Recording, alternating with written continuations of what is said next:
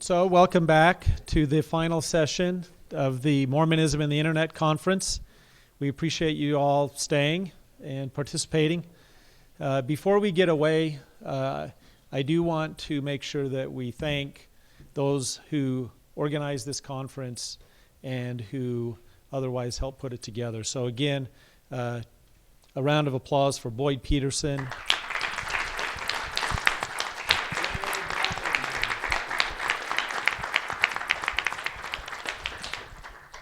Blair Van Dyke and his students from the Institute were very helpful as well. We appreciate his efforts. A variety of people, again, go into this, and we just want to make sure that we get them acknowledged. The final session was devoted to Q&A from the participants in the previous session. We're pleased to have Alan Cooperman join the panel, as there were some lingering questions that came out of his session. And so without further ado, they've all been introduced. We're anxious to jump right into questions. Again, please be sure to wait for the microphone so that we can get it on the recording.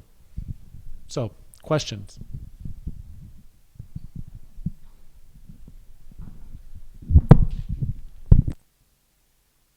I had a question, David, to follow your presentation on Second Life. And I was just wondering, in doing your ethnography, how much you came across actual other members or other avatars, and how you thought that they used the space, how the space functioned for them, as far as either, I can't say that they're members of the church or not because you don't know, right? But and then also how they interpreted the space, because I'm sorry, closer.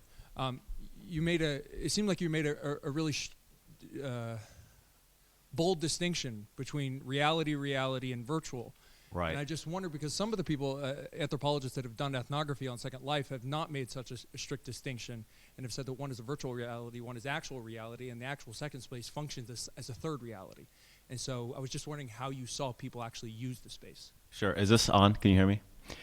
So most of the time, the place was actually pretty barren, which to me was a little bit surprising, given that a lot of people gathered in a lot of other places. But I think in part that was because there was no ritual there. There was no church attendance or anything to that effect. But there were signs and posters of events like a Saturday night dance, and singles would meet and greet and hang out there. But there weren't a lot of things being bought and sold, like in other parts of Second Life. And so for the most part, there's a lot of commerce occurring there, and so that was absent. I did, kind of observe conversations between people, and I did find that there were occasionally people there selling land or elements there that weren't Mormon. But primarily it was Mormon people. And again, you never know, because, the avatar could be a child. Skylar Good's avatar is a child. Makes him more approachable. But there, some of the avatars were aliens and so forth. So it was relatively barren, with the exception of when they had like dances and get-togethers and so forth. Now, in terms of the reality versus virtual, I think I probably said that a little tongue-in-cheek. I do think that the boundaries between all of those things are blurring, and I certainly don't believe that Skylar Good thinks that Second Life is reality. On the other hand, I do think that there is a sense of amongst people who build and sustain kind of this Second Life experience. I think there is a sense of making it as real as possible. I think there's a sense of pride in making it seem more realistic, for the most part. And so, for Skylar, one could have said, well, what about, can I just get a virtual temple recommend and go in there, right? But that wouldn't fly. And at the same time, I did think it was really interesting, because to me this was a reflection on the appeal to the real. This idea that Skylar kept that building, the temple, closed, even though there were other buildings you could go in and out. But at the same time, when that question arose and someone was asking about, marriage and the church's stance on this and same-sex marriage and this and that, because they asked, well, could someone be a good Mormon if they were gay? And then that conversation ensued. It was the very next day that suddenly this new visitor center popped up, which is kind of one of the that's not going to happen at Temple Square, right? But you can do that in a virtual world. So in that respect, the virtual kind of supplemented the real. I don't know if that answered your question or not, but the one thing that was real to me, and this was a strange feeling, and this is a confessional as an ethnographer, was I felt really guilty while I was there, I felt very voyeuristic, especially when there weren't other avatars around. Because here I am, like walking inside these church buildings. There was nobody there, and here I am looking at their blackboards, peeking into the classrooms, checking to see if the bathrooms have toilets in them, because I was curious about that, you know. And I felt like a voyeur. I felt kind of like, wow, I felt like I was treading on somebody else's, sneaking around somebody else's property. And so that feeling was kind of. I don't know if other people feel that way, if they go in, or if it's just part of, they kind of more, have gotten used to that being a part of Second Life. But I think had there been more people there, I would have felt a little less voyeuristic in that experience.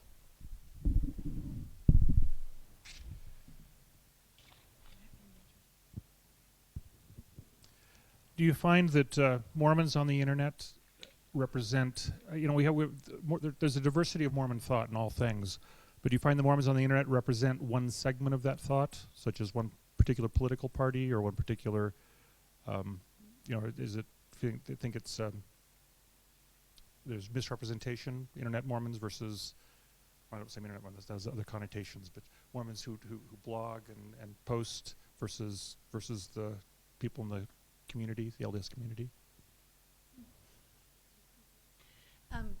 I think just given the nature of correlation and Mormons' comfort with correlation, that sort of by definition people who are comfortable with unsponsored independent discussion are likely to be at least a little bit on the more liberal side of Mormons, and the sort of free-form discussion tends to lend itself to that, I think. But I don't know that it's badly skewed.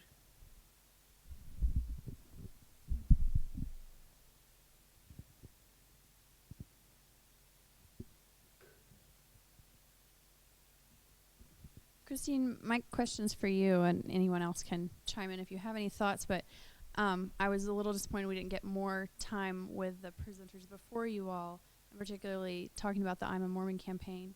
But I saw some interesting parallels between your analysis of mommy blogs and my own kind of view of the video campaign portion of the I'm a Mormon campaign. In particular, you talked about mommy blogs are sort of a way of sort of commodifying and reducing Mormon identity to particular things. And in a similar way, the I'm a Mormon campaign could be viewed as reducing Mormon identity down and kind of watering it down and changing it and commodifying it for the market that is, potential converts. So I was wondering if you saw any parallels there, or if you think my take on the campaign itself is off base. I think I'd say that the I'm a Mormon campaign is more self-consciously intended for an audience. I'm not sure that that mommy bloggers are aware of an audience. I mean, I think it starts off just writing for their friends, or sort of as an extension of journal keeping, or a way to put pictures up so the grandparents will quit bugging you, that sort of thing. I think Mormons are generally in the habit of constructing themselves as an example of Mormonism. They grow up hearing every member a missionary and taking that to heart very much. And so I think there's always some self-consciousness about how you're presenting yourself to the world. But I think that's the distinction I would see, is that the I'm a Mormon campaign is not only more self-conscious on the part of the people who are participating, but it also has sort of quasi-official people coming and to do the filming and to do that sort of thing. So there's a sort of official, an awareness of being an official representative, not just an unofficial one. I really enjoyed your talk, so I have another question about that. I just wondered if you see, I don't know how familiar you are with just mommy blogs in general, non-Mormon blogs, women blogs, but I'm curious if you think that this is a particular Mormon issue, or if these are the idea of women commodifying femininity, or if this is just a broad kind of, the way that women are presented on the internet is sort of skewed in that direction anyhow. I think the particularly Mormon aspect of it is that Mormon women, like some other conservative religious women, but are very strongly conditioned to think that what they do in the home is the most important element of their identity. So it's fraught in a way that I think it isn't for for people for whom knitting is just a fun thing to do and not evidence of your divine nature.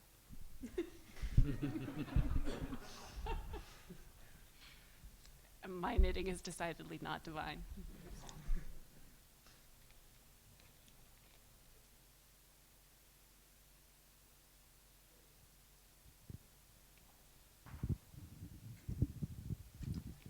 A question that I'm interested in, I guess, Jana, I was kind of thinking about this as you were talking about the really negative response that you had gotten from the one individual. It seems like there's some members of the church that when they get involved with blogs and interacting with others, it accentuates the negative. And if they've been judgmental and overly evangelistic and dogmatic in their life, sometimes it spins really negative when they get involved on the internet. But I notice a lot of other people who may start out that way over time become less judgmental, somewhat more heterodox in terms of their belief and more moderate and more able to deal with others. And I'm just wondering what thoughts you or the others might have on how it plays out in those two different ways for different kinds of individuals.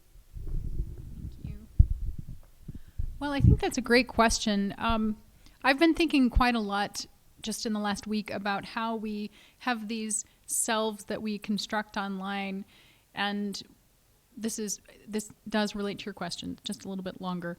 So on Sunday I got home from church and my neighbor's house, my next door neighbor's house, had a U-Haul trailer in front of it, and it turned out that my next door neighbor, the wife, was leaving her husband and moving out, and her adult daughter told me this, and it wasn't actually that much of a surprise. It was pretty clear they'd been separated, but I didn't know anything about this, and then the adult daughter told me this, and I said, oh, I'd like to say goodbye, but either she didn't pass it on to her mom, or her mom didn't want to face me, but the U-Haul was gone within half an hour. Meanwhile, on Feminist Mormon Housewives, there's this incredibly honest, vulnerable discussion going on about divorce. And the things that people have shared there are so raw and personal. And so I think we used to have this narrative of the internet being a falsely constructed self, that it was something outside of our real lives, and that we could be anyone online, and that was a dangerous thing. But actually, in my experience, the reverse is true, and that the selves that we construct, especially at church, are often the false selves, and that people feel more free online to really be themselves. So in answer to your question, unfortunately, sometimes when people feel free to be themselves, they're really mean. And I'm still trying to figure out how to handle this. As I communicated this morning, someone came up to me afterwards who is a therapist. I don't know if he's still here, but he suggested that maybe we would have a rule in which everyone had to use an I statement. Thank you, yes, for that comment, that everyone would have to use an I statement online, which is interesting. Instead of saying, you're going to outer darkness, for example, you might say, I feel threatened by what you have said. And that's probably not a realistic notion for online life. But if we thought more carefully about the fact that there's a human being at the receiving end, that's the thing that's being lost, is that knowledge. Anybody else? I promise I won't talk too much. I think it also matters where people land. I think if people just happen to find a blog that's, one step past their comfort zone, they can sort of be pushed a little and become a little more open-minded. But if you all of a sudden, if you're extremely orthodox and all of a sudden you land at Feminist Mormon Housewives, you're very likely to sort of recoil and become entrenched in a defensive posture and denouncing everyone. Just to add to that, blogs are delicate ecosystems, I think, and how they're designed, how you link to things, what they look like, the whole atmosphere matters for, that impacts and influences, what happens in the comments along with who's writing. And when a stranger comes into a new blog, they immediately get a sense, just like in real life, right? A sense of the surroundings, the comfort levels, what's going on here, etc.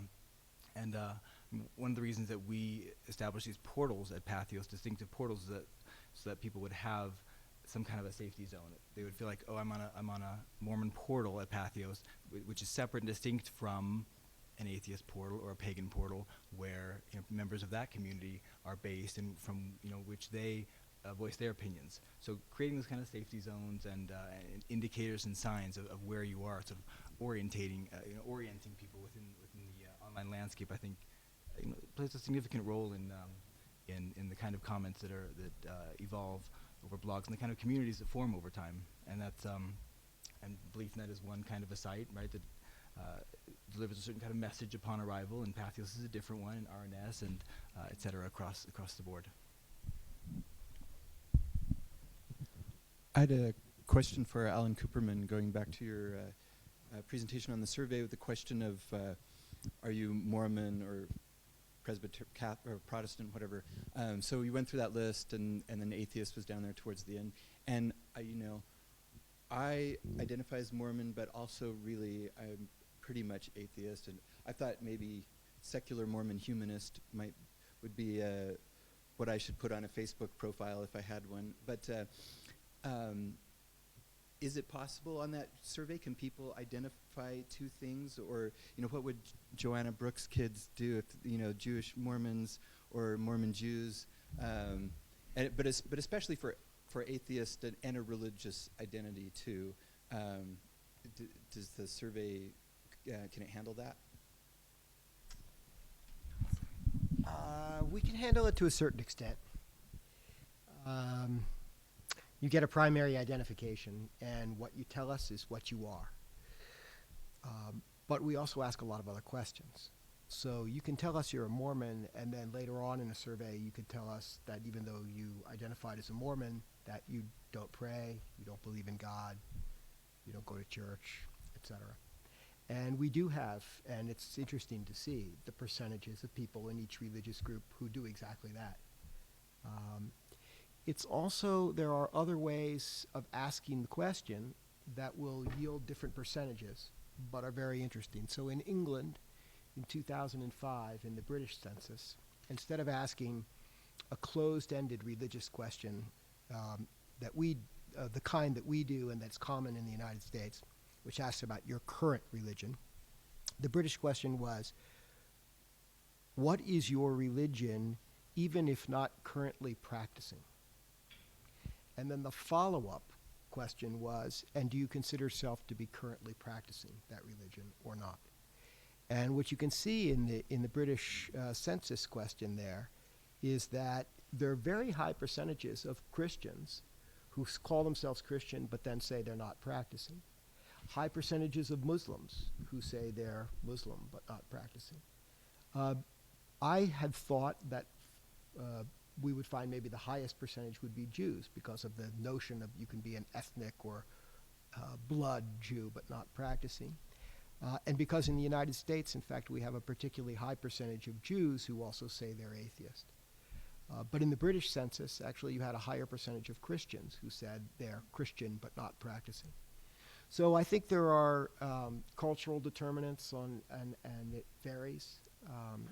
But to a certain extent, the answer to your question is no, you really you get one bite at it at your primary identity. But we do have ways of trying to see whether people have multiple identities. We've also looked at multiple religious beliefs. We've asked, not in this survey, but in other surveys, do you go to religious services always at the same place or not? And then for those who say they go to different places, and we say, is that the other place that you go regularly, is that of the same faith or a different faith? And then we drill down. And we found, this was about 2.5 years ago, we did a survey about this, and found really surprisingly high percentage of Americans, I thought surprisingly high, who say they routinely go to religious services at a place of a different faith. And that's not when they're traveling and not for weddings or funerals. We specifically said aside from weddings or funerals. And it's close to 40% of Americans who say they regularly go to religious services at more than one place. And it's slightly higher among people who are intermarried, but intermarriage doesn't entirely explain it. So it's an area for further exploration. But I'd be surprised. I mean, I'd ask all of you how much true multiple religious identity you have among Mormons. I can certainly imagine, as you say, Mormons who also are agnostic or atheist or have their moments of doubt, which you'll find in every religious group. I believe you find that among Mother Teresa. but what percentage of Mormons affirmatively also participate in some other faith? I don't know. What do you all think? I bet it's low. Among Jews, there's the Jubu. Have you ever heard of a Jew? Jewish Buddhist. Buddhist non-theistic. So in a certain sense, there's no problem. You know. But I'd be surprised if there's much among Mormons.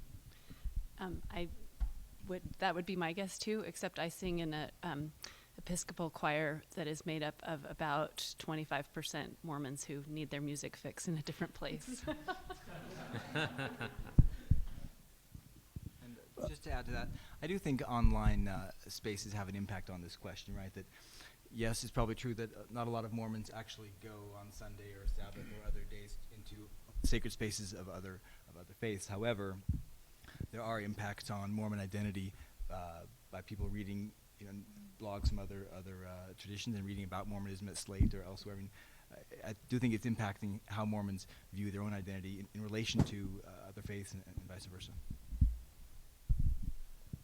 Mine is interesting on the heels of what you were just talking about, Mr. Cooperman. I'm the low-tech guy here, and even on my flip phone, I got a question from a friend. So I'm not super wired in guy, but it still worked. He's interested more, I think, perhaps because of your own identity as Jewish, that Mormons have that affinity with Judaism. There's the sort of shared sense of persecution and whatnot. And he's just looking for any more reflecting that you would have on comparisons and contrasts or just whatever struck you as, interesting twists that relate those two traditions. New Zion and Old Zion? I think there are some similarities. To begin with, both minority groups about the same size, about 2% of the U.S. population. Both have slightly higher than average, actually Mormons slightly higher, Jews a fair amount higher than average incomes, generally. Jews have much higher education. Mormons have somewhat higher education. And particularly childhood education in religion. Mormon kids seem to be highly educated in religion. Both Jews and Mormons score extremely highly in tests of religious knowledge, and not only in their own faith, but other faiths, maybe as minorities. And you'll be interested to know that atheists also score very highly on knowledge of religion. Not hard to understand why. They're people who care about religion, right? The ones who score lowest are the unaffiliated who are not atheists, the ones who, really just don't care. Shared sense of persecution, shared immigrant experience, and relatively recent immigrant experience in America, though I think the bulk of Mormon immigration in the 19th century preceded the bulk of Jewish 19th century immigration, and I think Mormon immigration has continued at a time when Jewish immigration in the United States has relatively dropped off, but similar in those regards. Physically white, for the most part. I think there are a lot of similarities. Theologically, I don't know. Theologically, it's really hard to speak for any faith. But I have one wise friend who says that Jewish theology can be summed up in one phrase, and it is, if there is one, there is only one. Right? So the point Judaism is not really a religion of orthodoxy, it's a religion of orthopraxy. And so it's not, I wouldn't say that it's I'd say most Jews would say you could be a good Jew even if you're not very God-believing. But you have to act like a Jew. Now, I don't know whether that's true for Mormonism, but I do sense that there's some element of that in Mormonism. And then, again, that if there is one, there is only one. Well, there are some strictures in Judaism. You can't just believe in anything. You can't be an idol worshiper. And I think Mormonism is similar. Family also would be the last thing I'll say. Please, somebody else chime in. I'm not an expert on those data, but I do remember that Tony Kushner, when he did Angels in America, the two primary characters, one was Jewish, who was struggling with his identity in the culture of the 80s, and the AIDS epidemic being in the gay community, and one of the other major characters was Mormon, who was struggling with his identity as a closeted homosexual. And one of the other characters who was dying of AIDS was having these visions that were kind of reminiscent of the Joseph Smith story and visions of the angels coming and so forth. So Kushner, I think, recognized this concept that there's some identity issues that cross over between the two faiths and cultures. And so if anybody really wants to know how they're alike and dissimilar, maybe watch Angels in America. It's fantastic. HBO produced it. Wonderful. I should also tell you, just as a side amusing note, I think the first time I came to Salt Lake City, I was about 17 years old, and I went for a visit to the temple. And I remember distinctly getting a pamphlet. It was called something like "The Mormons and the Jews," and it was a clear kind of outreach pamphlet that was very interesting. I have a two-part question. Part one is for Gideon. Are you still having to lobby as strongly to get people to use their own stories as a more effective door approach? And then part two is for Alan Cooperman. How long can it take for those personal stories and the connection that they establish between Mormons and people who don't know much about Mormons, how long can it take for that to show up in the data? She's referring to that I've been advising the full-time online missionaries and how they present themselves online. And it probably isn't fair to call it a door approach, since a blog is a passive destination, and the missionaries, their door is being knocked on with the incoming chats, which really does change the whole relationship of things when you have people seeking out the missionaries, and largely to annoy them rather than to actually ask real questions. And as I was saying, that when they they reveal personal information, it becomes a filter for relevance and motive for those that are coming. As the church is contemplating having more missionaries blog, and there are about 9 missions right now where some missionaries have been assigned to do blogging and to do Facebook. They're starting to recognize that there are different ways that missionaries must be coached in how to communicate. And that's difficult because you're asking missionaries to do things that they are never taught to do in the MTC or never really taught to do growing up as a Latter-day Saint. Things like how to design your colors and your widgets and so on a blog, or the simple use of media. There's a lot of trial and error, and then just kind of stumbling into best practices. And they have a Facebook community where they communicate those best practices among themselves. That Michael Hemingway, who's over at Church Internet Proselyting, he kind of presides over that, which is good that they have this place to develop best practices. Interestingly, we found that the women who are serving missions are the better bloggers. Maybe it's because they're older. Maybe it's because, I don't know, maybe there's... They're more equal. What's that? They're more equal. I don't know. I think sometimes why are there Mormon mommy bloggers and not daddy bloggers so much? And I think part of it is aesthetic. I think there is this drive to do something like that. And consequently, I've been pointing them to best practices of really good blog posts from sister missionaries who really know how to bring themselves appropriately into their blog posts and then kind of naturally end up talking about their religion, so it doesn't feel heavy-handed at all. Just an interesting note there. I have no idea where it's going, because if they want to scale it up, they're going to have to really implement a whole training program on how to blog and how to use social media, because you have to be taught. I'll try very quickly. I'm not sure I can really answer the question. If you remember my slides, we find that about half of the American public says that it knows little or nothing at all about Mormonism. And then when we actually ask some knowledge questions, very, very basic questions. Remember, was Mormonism founded before 1200, between 1200 and 1800, or after 1800? Those kinds of questions. That, lo and behold, yeah, they're right. About half the public really knows little or nothing about Mormonism. Now, it's tempting to think that with the internet, it's not hard. You know, it's really not hard to learn about Mormonism. You can live anywhere in the country and dial it up. Also, you know, pretty tempting to think that with a leading presidential contender being a Mormon, maybe there'd be more interest. But I don't know whether that'll show up. I really don't know whether the public is going to, over the course of this year or in coming years, become more knowledgeable about Mormonism, because it's not just a matter of access. Obviously, it's a matter of whether people really care enough, or, you know, interest, desire. I think we will repeat the questions, and we'll see. We'll repeat some of those knowledge questions again, maybe after the end of the presidential campaign.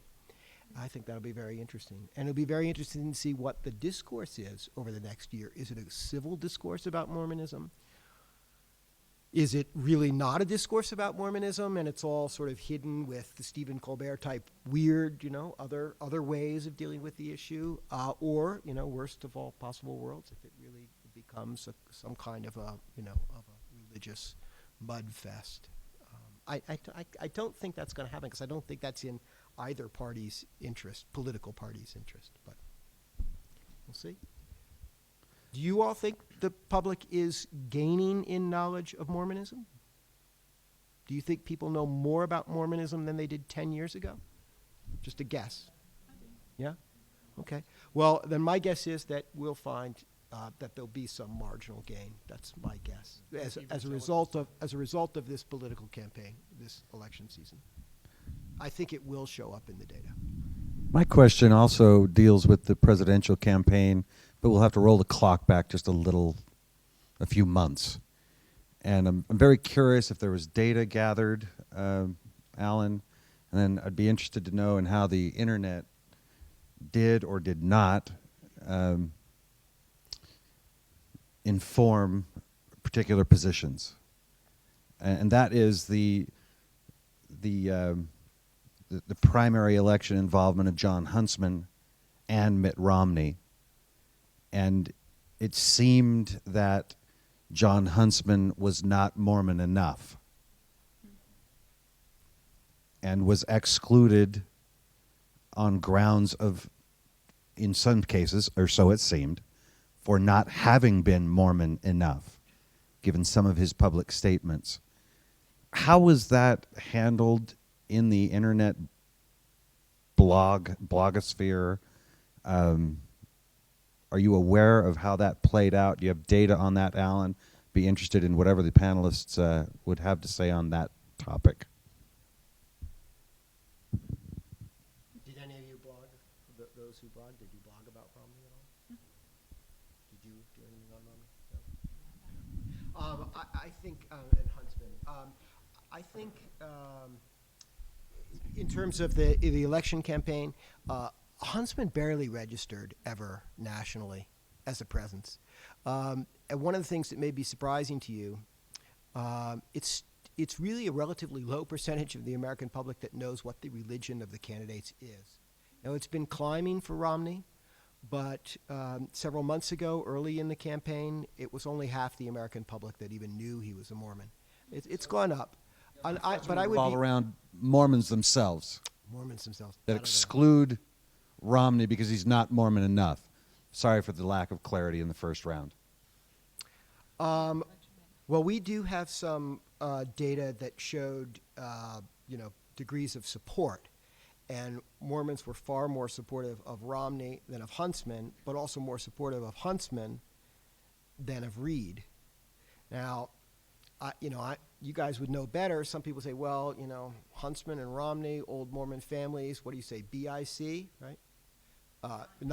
Not the case for Reed, but I don't think that that's probably. I mean, I was at Occam's razor would say, boy, it's a straight liberal to conservative. You know, the more conservative you are, the more Mormons are attracted to you as a politician, and probably had more to do with that. But I don't really know.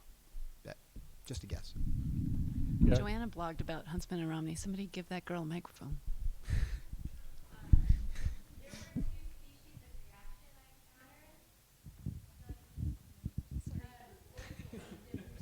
There were two species of reaction I encountered. And the first, very early, was after Huntsman's first interview with Time magazine, in which he waffled on the question, like hesitated.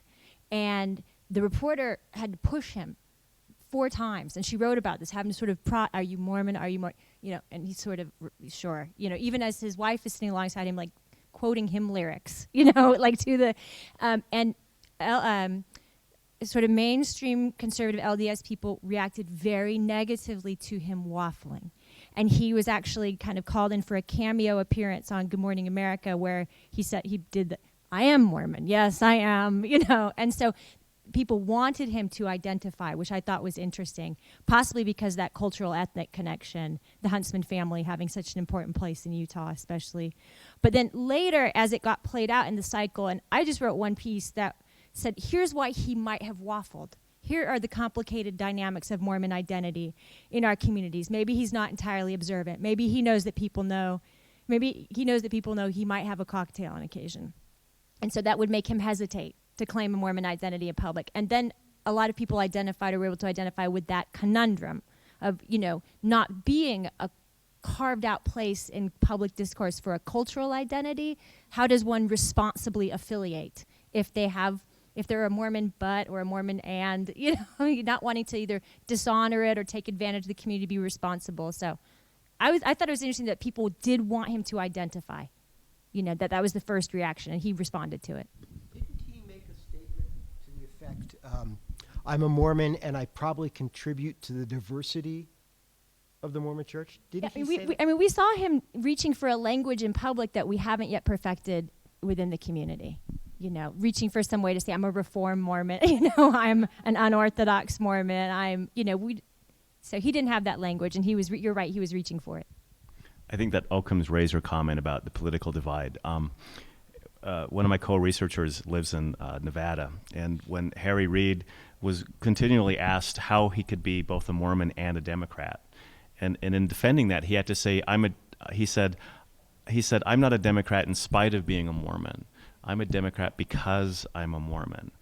And it was interesting, and I'm not going to say this is, of course, true of everyone, but he, right after Obama pushed through the health care reform that Harry Reid defended, Harry Reid was supposed to present at a Mormon fireside in Nevada near Las Vegas, or in Las Vegas, and he had to cancel it because he received death threats.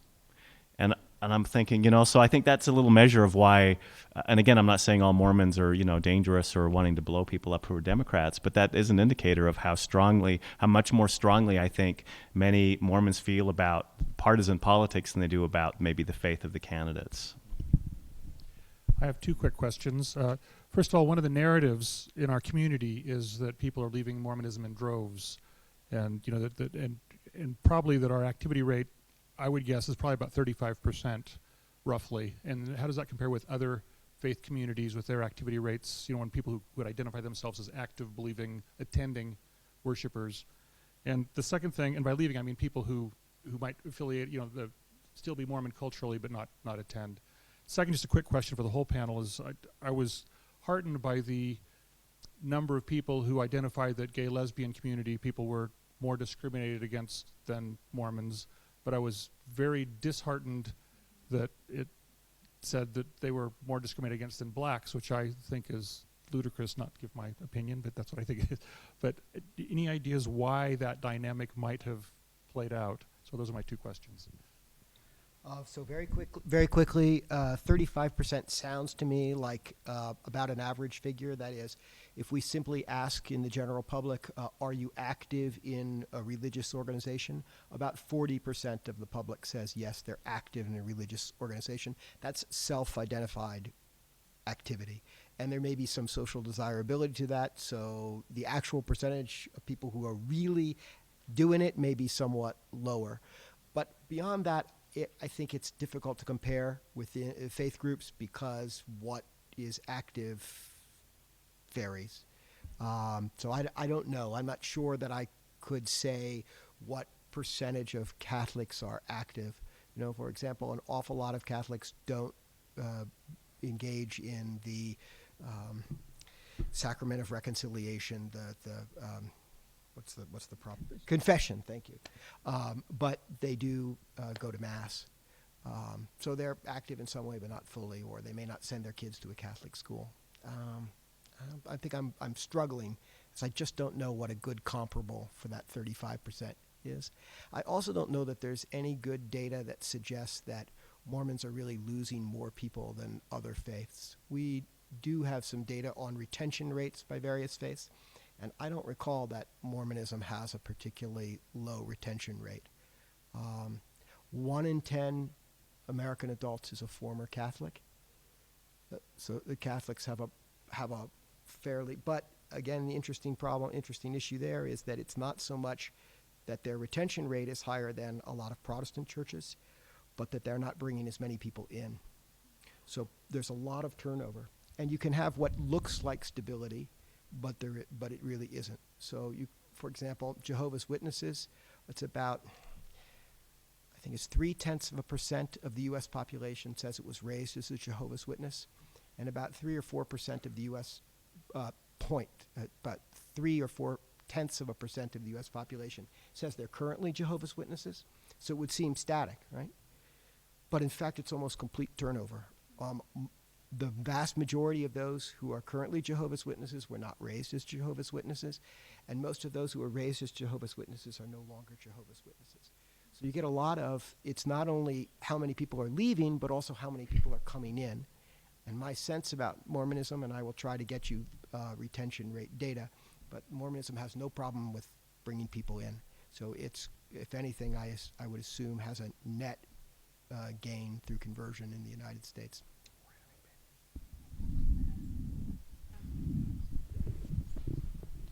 Regarding the second part of your question about Mormons who responded, I think it was 31% who believed that African Americans were no longer discriminated against in this country.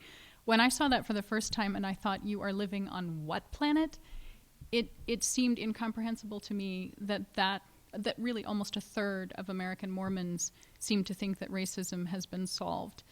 And how that has happened culturally, boy, there are dissertations to be written on this topic. I'm sure we could come up with some very interesting theories here, but we don't have a strong enough discourse about what racism is and what it looks like. When I go to my husband's church, I feel guilty for racism. I feel guilty for not getting cage-free eggs. There's a whole host of things related to social justice for which I feel guilty. And of course, when I go to my church, I feel guilty that I did laundry on the Sabbath. I mean, it's all about personal piety and personal sin. It's never about social sin at our church. And we so need to work on that.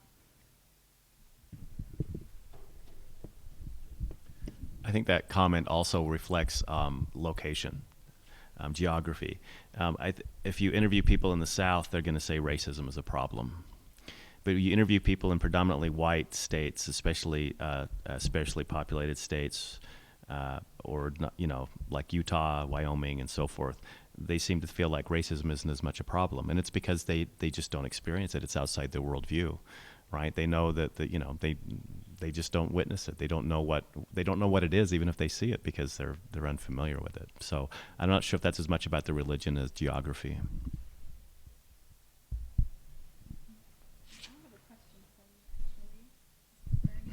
I'm sorry, you okay, go. Okay, so just put on our future caps for a minute. Thinking about Mormonism and the internet and religious life on the internet, if any or all of you would like to respond about what you see as how the internet is going to impact in the near term. So we're talking like within a year to 5 years, how the internet's going to impact the spiritual and cultural life of the LDS Church and Mormonism in general, and then maybe how it's impacting faith cultures all over the U.S.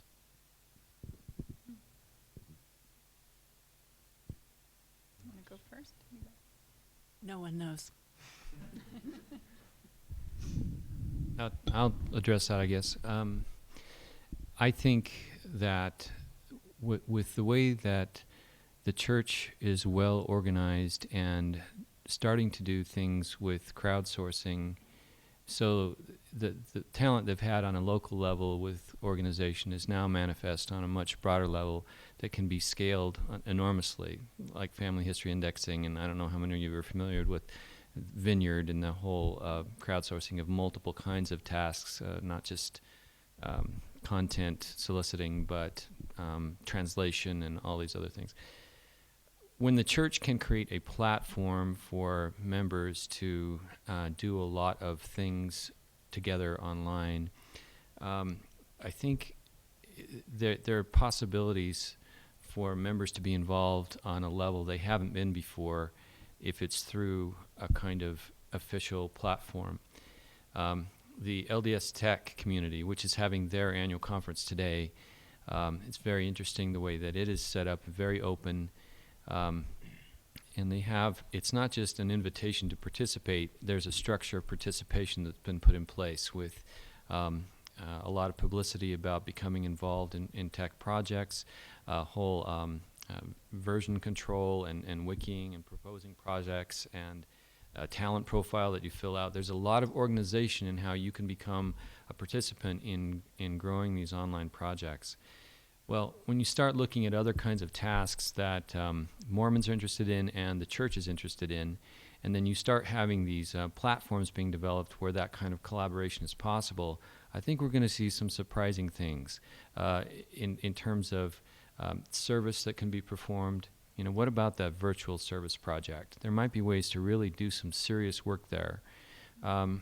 What about the ways that, well, like with the online proselyting, we found out when we start connecting members from different geographical areas with each other, they start doing exciting things. So, for example, we were connecting with some congregations in Russia, and you connect them with returned missionaries who have a vested interest in their prior mission field, and they start becoming, crowdsourcing problems to Latter-day Saints who have an affiliation there regionally or culturally. There are going to be all these new ways for Mormons to serve, and as it gets more organized, it'll be a more of a force to be reckoned with. And of course, there are also the whole political implications. You know, the church wasn't very well organized with the whole Prop 8 thing, but they could be a lot more. And of course, that's lots of minefields there to talk about. But I think in terms of fulfilling what members see as their obligations in terms of personal keeping of covenants or commandments or piety, plus maybe church agenda sorts of things, there's going to be a lot of experimenting from the ground up, some tools given top down from the church, and all kinds of fireworks in between. I did a co-study with this colleague from UNLV about 10 years ago where we examined LDS.org and compared it to Mormon.org. And what we found was that the LDS.org site was very IBM-ish. It was very structured in terms of font, layout, design. It was very top-down. It allowed very little interactivity.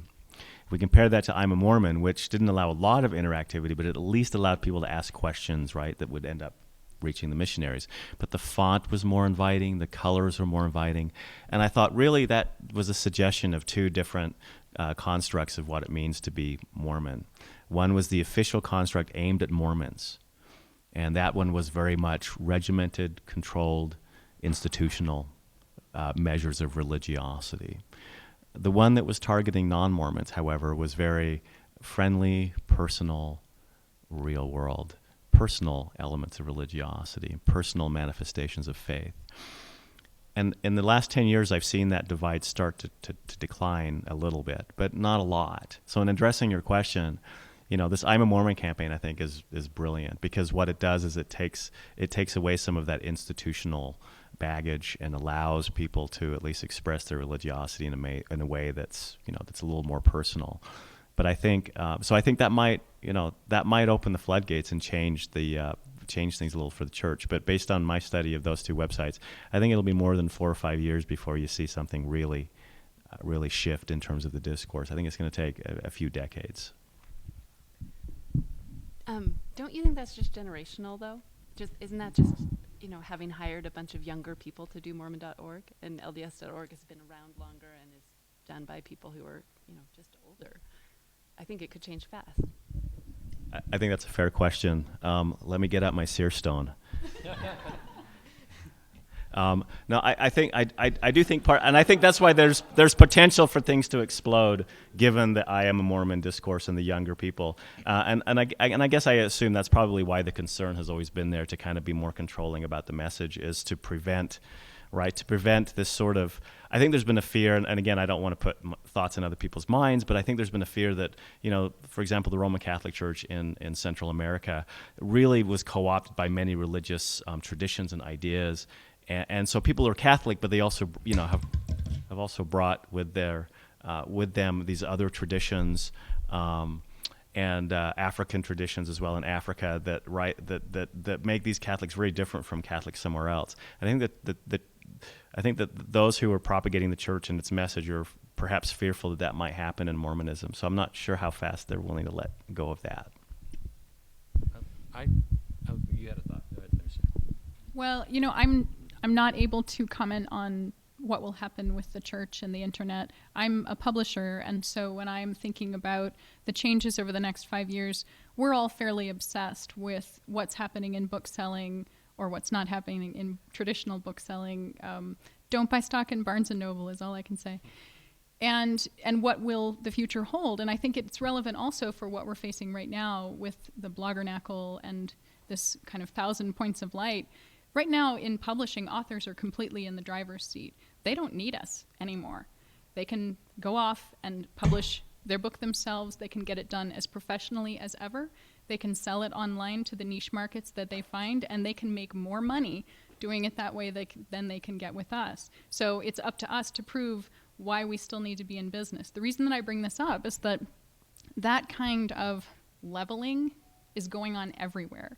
It's going on in the music industry. It's going on in the film industry, big studios, demising, it's just going on everywhere. And so for Mormonism, certainly with some of the more progressive blogs that I follow in Mormonism, people are having a voice who have never had a voice before. And we talked about why more women seem to be blogging. It seems to me that the answer is, what other outlets do women have in church? We don't have an official voice. We don't get to sit in any of the meetings where decisions are made, and we're not heard, except in very informal channels. So this is how it happens. Just add 2 quick points. I think it's going to remain to be very difficult for the church to control its image. I live in Denver, and the Book of Mormon musical is coming to Denver this spring, and within 5 hours, the entire stock of tickets sold out. So thousands of people are going to see that musical, and that will affect.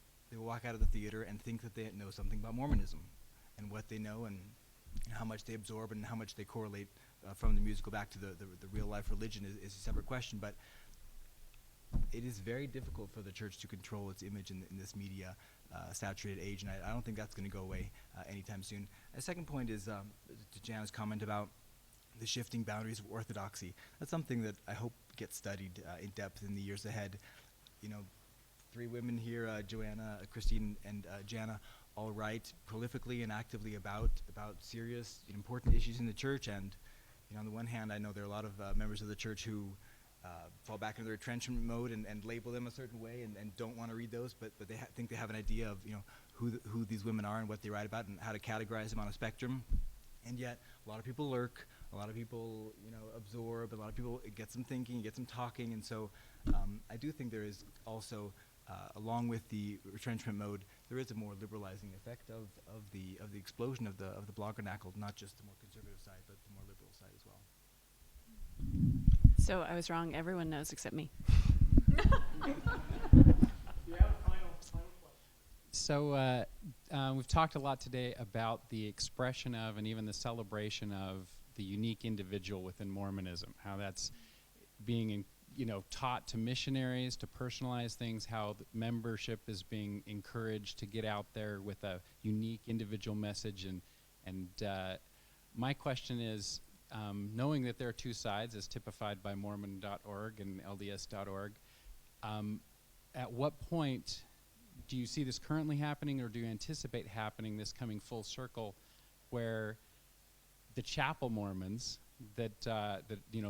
as opposed to the internet Mormons, are going to be more likely to accept heterogeneity within these congregations that up until now have really stressed conformity at all costs?